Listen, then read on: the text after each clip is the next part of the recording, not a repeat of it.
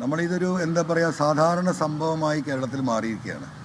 മുൻകാലങ്ങളിൽ ഇതൊരു വലിയ വാർത്തയാകുമായിരുന്നു, വലിയ ചർച്ചയാകുമായിരുന്നു, രാത്രി ചർച്ചകളിൽ ഇത് വിഷയമാകുന്നു.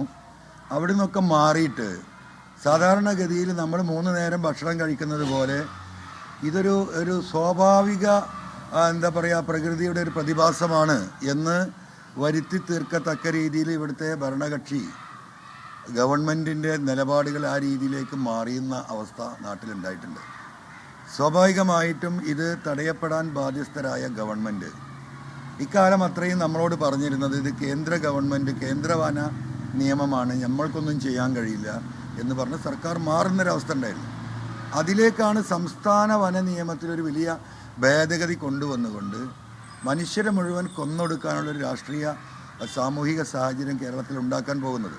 ഇന്ന് തന്നെ മലയോര മേഖലയിൽ ജീവിക്കുന്ന മനുഷ്യർ മൊത്തത്തിൽ അവിടെ ജീവിക്കാൻ കഴിയാതെ കിട്ടുന്ന വിലക്കിത് വിറ്റുപൊറുക്കി താഴേക്ക് വരുന്ന സാഹചര്യം കൂടിയുണ്ട്.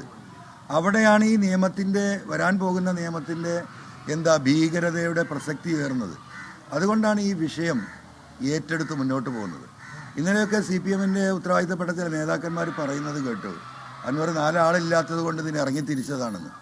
അവരോട് എനിക്ക് പറയാനുള്ളത്, മാധവ് ഗാഡ്ഗിൽ കമ്മീഷൻ റിപ്പോർട്ട് വന്ന് അത് നടപ്പിലാക്കാനുള്ള ഗവൺമെൻറ്റിൻ്റെ നിലപാടെടുത്തപ്പോൾ, സെൻട്രൽ ഗവൺമെൻറ് നിലപാടെടുത്തപ്പോൾ ഈ പറയുന്ന കർണാടകയിലെയും തമിഴ്നാട്ടിലെയും കേരളത്തിലെയും ജനങ്ങളെ ഒരുമിപ്പിച്ച് Western Ghats people's protection forum എന്നൊരു ഫോറം ഉണ്ടാക്കി 2013 ഫോറം ഉണ്ടാക്കി ഇന്ത്യൻ സുപ്രീം കോടതിയിൽ അതിൻ്റെ ചെയർമാൻ എന്ന നിലക്ക് കക്ഷി ചേർന്നിട്ടുണ്ട് ഞാൻ.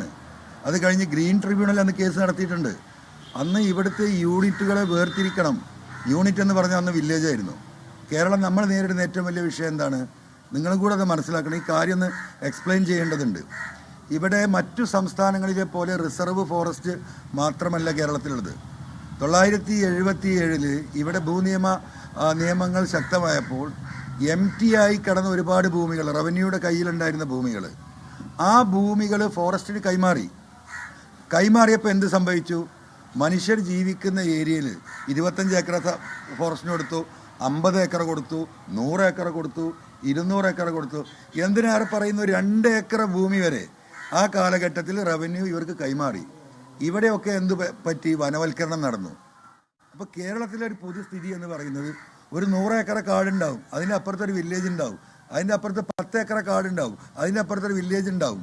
അപ്പോൾ ഇടകലർന്നു മനുഷ്യ ജീവിതവും ഫോറസ്റ്റും ഇടകലർന്ന ഒരു സാഹചര്യം ഭൂമിശാസ്ത്രപരമായിട്ട് മാറിയ ഒരു സ്ഥലമാണ് കേരളം. അതാണ് നിങ്ങൾ ആദ്യം മനസ്സിലാക്കേണ്ടത്.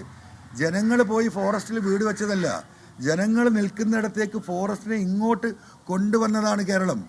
അവിടെയാണ് നമുക്ക് പ്രശ്നങ്ങൾ ഉണ്ടാകുന്നത്. റിസർവ് ഫോറസ്റ്റിലേക്ക് ആരെങ്കിലും പോകുന്നുണ്ടോ? അത് റിസർവായി കിടക്കും. എവർഗ്രീൻ ഫോറസ്റ്റ് ഉണ്ട്, അത് എവർഗ്രീൻ ഫോറസ്റ്റായി കിടക്കും. അപ്പോൾ ഇങ്ങനെയുള്ളൊരു സാഹചര്യത്തിൽ ഇവിടെ വന്യജീവികൾ വന്നുകൂടാൻ തുടങ്ങി. ഇതവിടെ ആവാസ വ്യവസ്ഥ അവരുടെ കേന്ദ്രങ്ങളായി മാറി. ഇത് വരുന്ന സമയത്ത് തന്നെ ഇവിടുന്ന് ഇവരെ തുരത്താനുള്ള നിലപാട് ഗവൺമെൻറ് തീരുമാനിക്കേണ്ടിയിരുന്നു. അങ്ങനെ ഗവൺമെൻറ്റിൻ്റെ അടുത്ത് ഭാഗത്തുനിന്നുണ്ടായില്ല. അപ്പോൾ നിലമ്പൂരിനെ സംബന്ധിച്ച് ഞാൻ പ്രത്യേകം പറയുകയാണെങ്കിൽ 70% ഫോറസ്റ്റാണ്. എങ്ങനെ 70%? അതിൽ 30% താഴെയാണ് റിസർവ് ഫോറസ്റ്റ് ഉള്ളത്. ബാക്കി വരുന്ന 40% ഇങ്ങനെ പിടിച്ചെടുത്താണ്. അപ്പോൾ ഒരു റോഡ് ഇങ്ങനെ പോകും, അവിടെ ഫോറസ്റ്റ് ഉണ്ടാവും, അവിടെ ടാർ ചെയ്യാൻ സമ്മതിക്കില്ല. ഇലക്ട്രിക് ലൈൻ ഇങ്ങനെ വന്നാൽ അവിടെ നിർത്തണം, അപ്പുറത്തേക്ക് പോകാൻ പറ്റില്ല. കുടിവെള്ള ലൈൻ ഇപ്പുറത്ത് നിർത്തണം, അപ്പുറത്തേക്ക് പോകാൻ പറ്റില്ല. ഇതൊന്നും മുമ്പുണ്ടായിരുന്നില്ല. ഇപ്പോൾ എല്ലാവരും കൂടി ഇത് വളഞ്ഞിട്ട് പിടിക്കുകയാണ്. ഫോറസ്റ്റ് ഉദ്യോഗസ്ഥന്മാർ യഥാർത്ഥത്തിൽ പരിപൂർണമായിട്ടും സാമൂഹ്യ വിരുദ്ധരായി ഗുണ്ടകളായി മാറും. ഈ നിയമം വന്നാൽ നിങ്ങൾ എഴുതി വെച്ചോ, കേരളത്തിലെ ഒഫീഷ്യൽ ഗുണ്ടകൾ ആരാണെന്ന് ചോദിച്ചാൽ കേരളത്തിലെ ഫോറസ്റ്റ് ഉദ്യോഗസ്ഥരായി മാറ്റുന്ന നിയമമാണ്. ഇന്ന് തന്നെ അവരുടെ സാന്നിധ്യം, അവരുടെ അക്രമം നമുക്ക് താങ്ങാൻ കഴിയുന്നില്ല. ഇവിടെ മൃഗങ്ങളെ കേരളത്തിലേക്ക് ആകർഷിക്കുകയാണ്, ജനവാസ മേഖലയിലേക്ക് ആകർഷിക്കുകയാണ്. ഫോറസ്റ്റിൻ്റെ അകത്തുണ്ടാകേണ്ട ആനക്കടക്കം തിന്നാനുണ്ടാവേണ്ട ഭക്ഷ്യവസ്തുക്കളില്ല. കാര്യമായിട്ട് ഓടയും മുളയുമാണ്. ഈ മലമ്പ്രദേശത്തൊക്കെ മുമ്പ് കണ്ടമാനുണ്ടായിരുന്നു. ഇന്ന് അതൊക്കെ അവർ വെട്ടി വെളുപ്പിച്ചു. അവിടെ വേറെ ആനക്ക് തിന്നാൻ പറ്റാത്ത വൻമരങ്ങൾ പിടിപ്പിച്ചു. സ്വാഭാവികമായിട്ടും ഈ ആന ഭക്ഷണം കഴിക്കാൻ എങ്ങോട്ട് പോകും? കാട്ടിലെ ആനക്ക് തിന്നാനൊന്നുമില്ല. തിന്നാൻ കിട്ടാതെ ആകുമ്പം ആനകൾ ഈ ഭക്ഷണം തേടി വരികയാണ്. ഭക്ഷണം തേടി ആനകളെ വരുത്തുകയാണ്. കുടിവെള്ള സ്രോതസ്സുകൾ സ്വാഭാവികമായിട്ട് കാട്ടിൻ്റെ അകത്തുണ്ടായിരുന്ന സ്രോതസ്സുകൾ പലതും മണ്ണിടിഞ്ഞ് പോയി, പലതും ഇവർ തന്നെ തൂർക്കുന്നു എന്നുള്ള പരാതി പോലും തമിഴ്നാട്ടിൽ നിന്നുണ്ട്. ഓവാലി എന്ന് പറയുന്നൊരു പഞ്ചായത്തുണ്ട് നമ്മുടെ തൊട്ടടുത്ത്, നിലമ്പൂരിന് ഗൂഡല്ലൂർ കയറി, നിങ്ങളൊന്ന് പോയി നോക്കണം. 45,000 മനുഷ്യർ ജീവിച്ചിരുന്ന നാടാ, ഇന്നവിടെ 5,000 ആളില്ല. നിങ്ങൾ പോയി നോക്കിയാൽ ഇതൊരു യുദ്ധക്കളമാണെന്ന് തോന്നും. അത്രയും വീടുകൾ ഇട്ടിറങ്ങിയ ആളുകൾ പോന്നു, കാരണം ജീവിക്കാൻ മാർഗമില്ല. ആ ഓവാലി പഞ്ചായത്തിൻ്റെ അവസ്ഥ കേരളത്തിലെ മലയോര മേഖലയ്ക്ക് ആയിക്കൊണ്ടിരിക്കുകയാണ്.